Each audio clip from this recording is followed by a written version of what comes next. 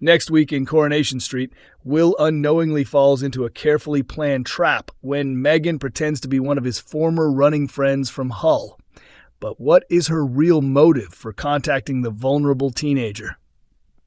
Waiting in the Freshco car park, Will expects to meet his friend Lee after arranging a catch-up through text messages.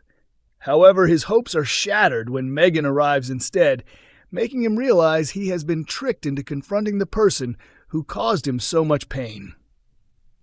It's a terrifying moment for Will, reveals a Corrie source. He believes he's about to meet an old friend, only for Megan to appear out of nowhere. Knowing exactly what she's capable of, it's easy to understand why he's so frightened. The big question is what Megan wants from him. Everyone will be hoping that Will refuses to listen to whatever manipulation she has planned. Earlier in the week, Will opens up to Hope and admits he is considering giving up athletics because it constantly reminds him of Megan and the traumatic experiences he endured. Determined to support him, Hope argues that quitting would only give Megan more power over his life and allow her to take away something he truly loves. Will Hope's encouragement convince him to continue pursuing his dream, or is he ready to walk away from the sport he has dedicated years to? Hope and Will have formed a genuinely strong friendship, our insider adds. After hearing his concerns, Hope wants him to understand that he shouldn't let Megan influence his future or his ambitions. It's surprisingly mature advice from someone her age. Later, Will tells Hope that he has received a message from Lee, who wants to meet up in Weatherfield. Will heads to the arranged location, expecting to see his friend, but is shocked when Megan is the one waiting for him. Realizing he has been deliberately drawn back into Megan's world, Will faces a difficult choice. Can he stand firm and reject her attempts to reconnect, or will Megan succeed in forcing her way back into his life? Coronation Street's Debbie Webster is left stunned next week when her closest friends reveal a thoughtful surprise. Christina, Glenda, and Sally announce that they want to treat her to a holiday in Spain, hoping to give her something positive to look forward to. But will Debbie be willing to accept their generous offer? At the Chariot Square Hotel, Debbie and Ronnie join the three women for a drink as they excitedly share the details of the planned getaway. Christina, Glenda, and Sally have been incredibly supportive of Debbie, reveals a Corrie insider. Although she tries to stay positive, she's dealing with a lot behind the scenes, and a relaxing break in the sunshine could be exactly what she needs. However, Debbie seems emotional after hearing about the holiday plans, making it unclear whether she'll agree to go. Everyone hopes she'll eventually decide to take the trip. Later, Ronnie gathers Debbie's friends at the Rovers because he wants to discuss an idea he's been considering for some time. But what is he planning? Ronnie is determined not to let Debbie's dream holiday slip away, our source adds.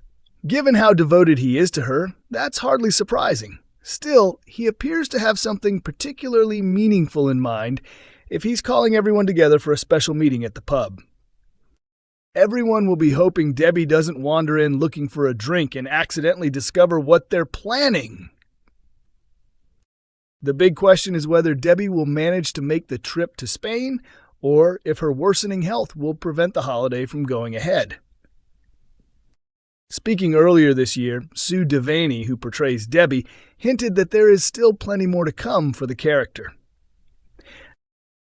"I think Debbie still has a long journey ahead of her," she said.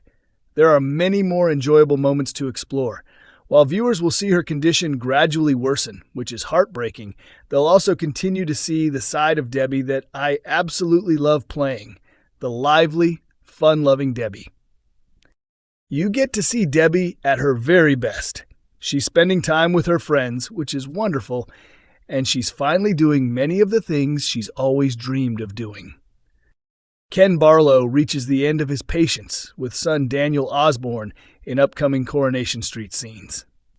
Earlier in the week, Daniel suffered an emotional breakdown at work after Lily and Jake questioned him about his past relationship with convicted abuser Megan Walsh.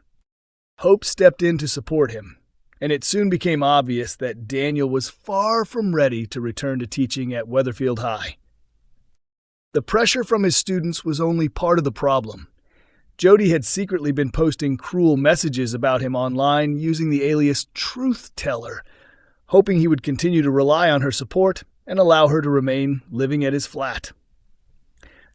Although Jody eventually felt guilty and stopped the campaign, the abuse continued when a copycat account called Truth Teller 2 appeared. Daniel's ordeal worsened when a group of teenagers confronted him in the street and humiliated him with ketchup bottles. After learning that Jody had been responsible for starting the online hate campaign, Daniel turned to alcohol. Following advice from Adam, Sean refused to serve him at the pub. Daniel later returned home heavily intoxicated and fell asleep on the sofa, completely unaware that Bertie was hungry and looking for his father's attention. Bertie decided to heat up some food in the microwave, not realizing it was still wrapped in tinfoil.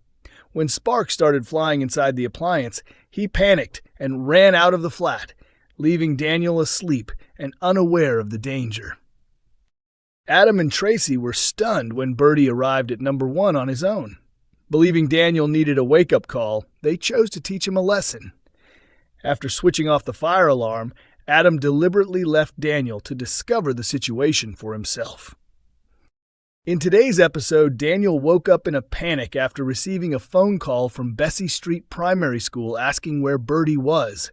Frantically searching the flat, he soon realized his son was missing and noticed the front door standing open. Rushing onto the street, Daniel asked Ken for help in finding Bertie. His search later led him to the precinct, where he crossed paths with Tracy, who hinted that she knew exactly where the youngster was. The situation erupted into a heated confrontation at the Barlow house, with Alia taking Bertie out of the room while tempers flared. Tracy reminded Daniel that their brother Peter had once left Simon in a similarly dangerous situation years earlier. Adam then accused Daniel of betraying the wishes of his late wife Sinead, arguing that Bertie could have been seriously harmed if the microwave incident had turned into something much worse. Furious after hearing Sinead's name brought into the argument, Daniel completely lost control of his emotions. Already struggling under the weight of recent events, he reacted impulsively as tensions reached boiling point inside the Barlow household. In a moment of anger, Daniel attempted to lash out, but his actions had unintended consequences when he accidentally struck Ken with his elbow, catching the family patriarch squarely in the face. The room fell silent as Ken stumbled backwards and collapsed onto the sofa, clutching his nose in pain. Thankfully, he avoided any serious injury, but the incident left the family shocked and deeply concerned. Determined to make Daniel face the consequences of his behavior, Ken ordered him to leave immediately. He also insisted that Bertie would stay with the family until Daniel could prove he was capable of acting responsibly and putting his son's needs first. Can Daniel turn his life around and regain the trust of those closest to him?